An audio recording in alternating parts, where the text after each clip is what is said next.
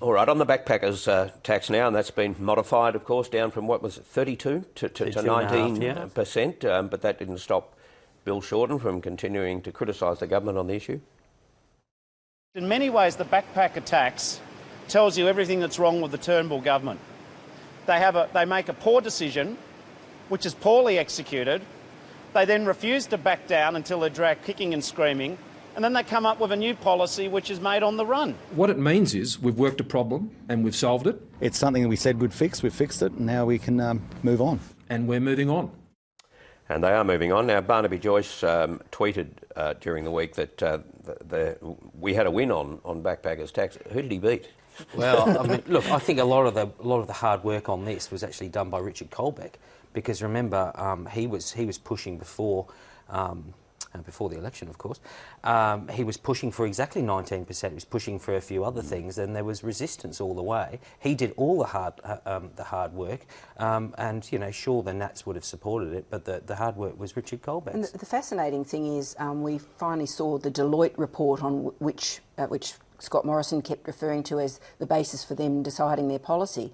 And the really fascinating thing to me about that was that the 19.5% and more or less every other feature of the compromise package was something that was worked up by the stakeholders. So it's a bit like the mining tax, design your own tax system. Yeah, but then who did talks they beat? now In about answer to who they beat, they beat their own, their own side. Yeah, they beat themselves. But when you've got that, now they've got parity with New Zealand, parity with Canada, and they're using this as a real virtue of the new policy. Why didn't that occur to them at the time?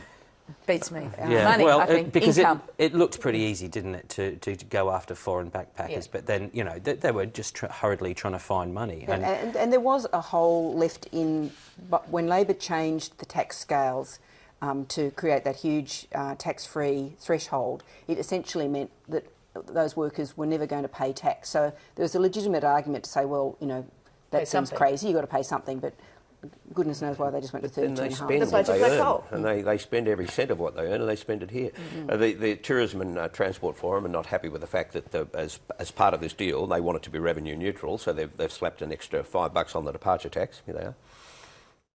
The real problem here is the government has fallen for that old one again of treating our industry as a cash cow. So they are now expecting us to pay for them making a decision that was bad in the first place. The backpack industry is $5 billion a year or thereabouts for the tourism industry. I mean, these backpackers are spending this money on the tourism industry in regions all across the country. So they are the principal beneficiary of these measures. That departure tax is almost a hidden tax now. It's a wealth tax too. You never see it. It's in your ticket price. I think it's a point well made by the Treasurer.